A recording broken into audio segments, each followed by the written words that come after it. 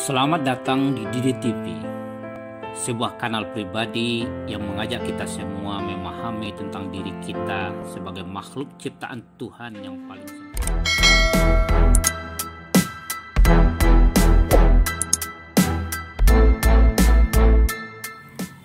Assalamualaikum warahmatullahi wabarakatuh.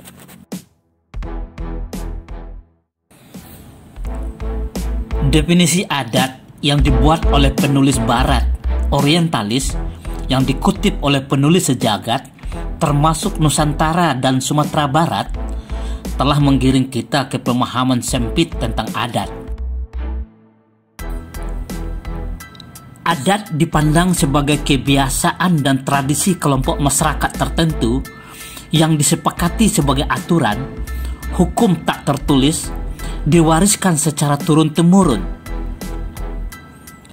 Pada hakikatnya, adat yang dipahami oleh leluhur kita, Nusantara, adalah hukum, aturan, dan ketentuan ciptaan atau kreasi manusia yang diberikan kemampuan oleh Tuhan untuk menciptakan adat yang tak terpisahkan dari hukum, aturan, dan ketentuan Tuhan yang menyatu dengan alam semesta, termasuk manusia.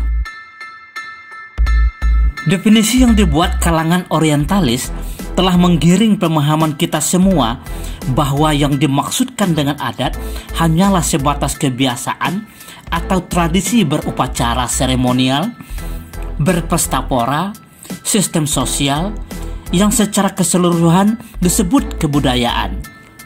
Bahkan adat itu sendiri dipandang sebagai bagian dari kebudayaan. Ini adalah pemahaman terbalik yang diniatkan matang oleh para intelektual orientalis sebagai salah satu strategi pemenangan perang literasi berkelanjutan. Saudara, jika kita ingin kembali memenangkan percaturan perang peradaban yang pernah dikuasai oleh leluhur kita, Nusantara, mari kita sadari bahwa pemahaman kita tentang adat sedang dibengkokkan, didistorsikan oleh mereka yang berambisi mendominasi dunia secara ekonomi dan politik, atau sebaliknya, secara politik dan ekonomi. Perlu ditegaskan kembali bahwa adat itu pada dasarnya adalah hukum, aturan, ketentuan yang telah ditetapkan oleh Tuhan terhadap alam semesta. Itulah yang disebut sebagai adat yang sebenarnya adat.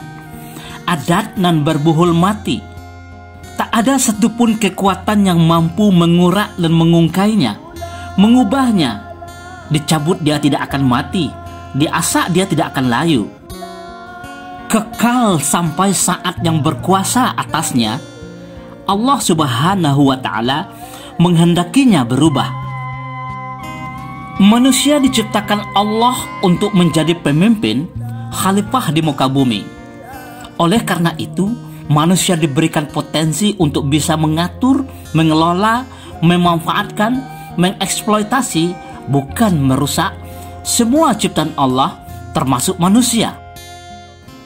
Sehingga manusia mampu berkarsa, berkreasi, berkarya, merekayasa, dan menciptakan hukum, aturan, dan ketentuan turunan dari hukum Tuhan untuk menyempurnakan kualitas kehidupan manusia. Semua hasil karya manusia yang disebut juga sebagai produk budaya tersebut adalah adat yang berbuhul sentak, yang berpeluang untuk berubah dan berkembang setiap saat. Perubahan dan perkembangan tersebut semakin lama semakin mendekat ke adat yang sebenarnya adat, hukum, ketentuan Tuhan, sunatullah, adatullah. Kalaupun manusia berusaha, baik secara sengaja maupun tidak, mengkreasi, menciptakan hukum, ketentuan, dan produk budaya yang menentang, berseberangan dan konflik dengan hukum Tuhan, maka dengan sifat rahmannya, Allah tetap memberikan peringatan dalam bentuk hukum sebab akibat.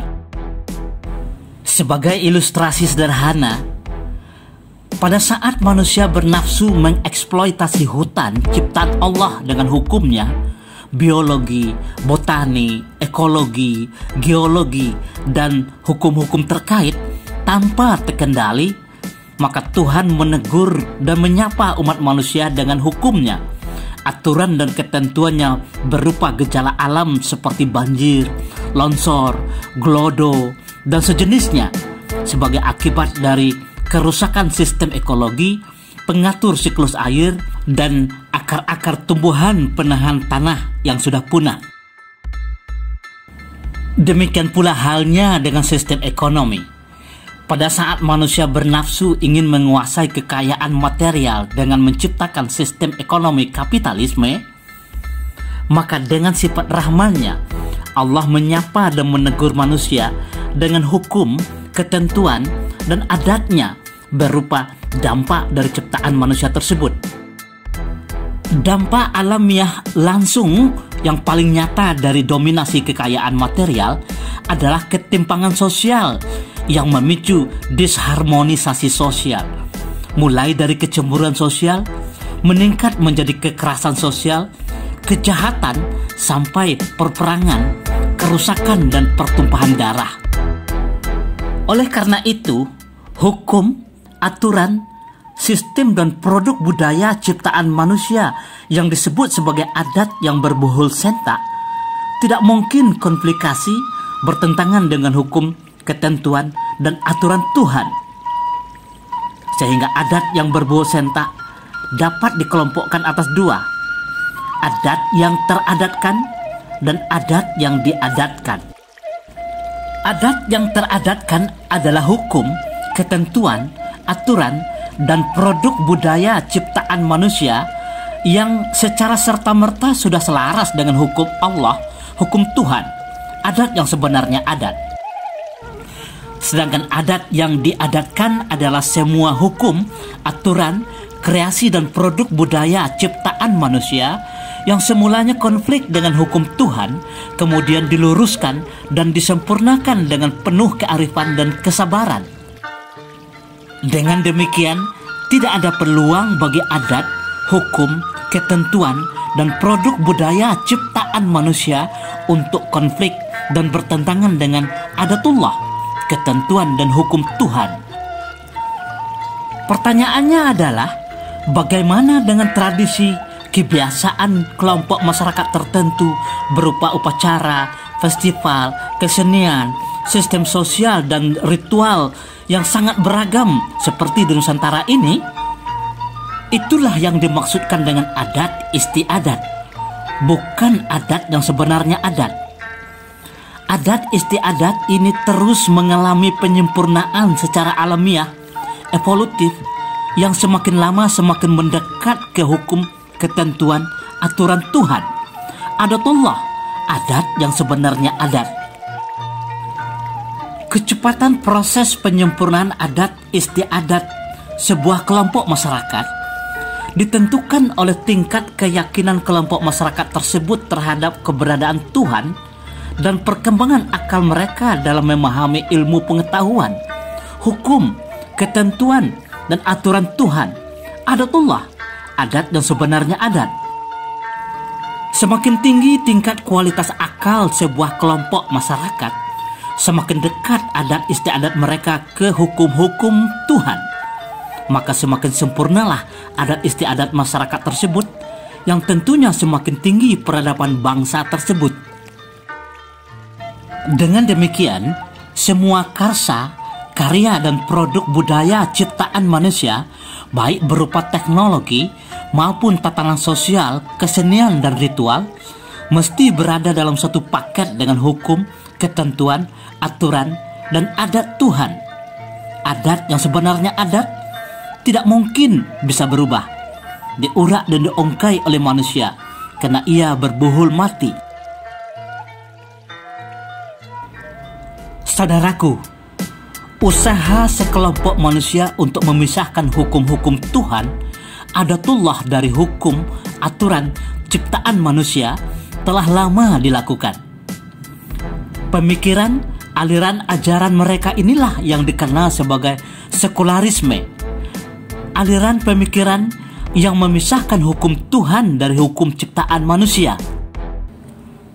Mereka terus berusaha meyakinkan umat manusia dengan menggunakan argumentasi dan logika-logika empiris yang mudah dipahami oleh masyarakat yang tingkat akalnya masih rendah.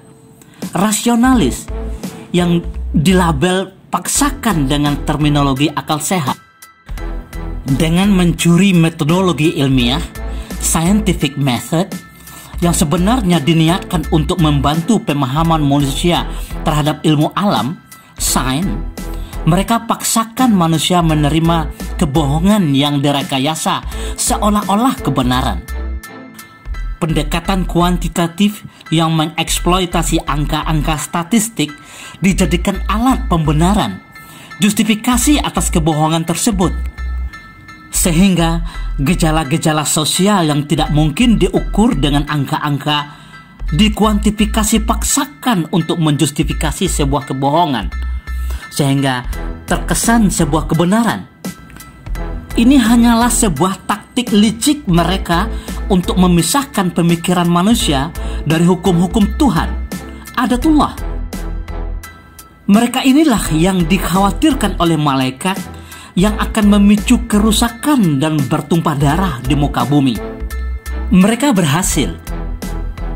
Tidak sedikit umat manusia, mulai dari akademisi, politisi, pejabat, sampai rakyat jelata, bahkan ulama dan pemimpin agama, terkontaminasi oleh pemikiran mereka, sekularisme. Indikasi ini sangat nyata ketika kita mendengar para tokoh mendikotomikan, membedakan antara urusan dunia dan urusan akhirat, ilmu dunia dan ilmu akhirat, pengetahuan agama dan pengetahuan umum, urusan negara dan urusan agama, ritual kebudayaan dan ritual keagamaan. Berlindung kita kepada Allah agar negeri tercinta ini, Nusantara, Indonesia, terhindar dari dampak ajaran pemikiran sekularisme yang sangat membahayakan keselamatan, keberlangsungan, keharmonisan kehidupan manusia yang diamanahkan oleh Allah menjadi khalifah di muka bumi.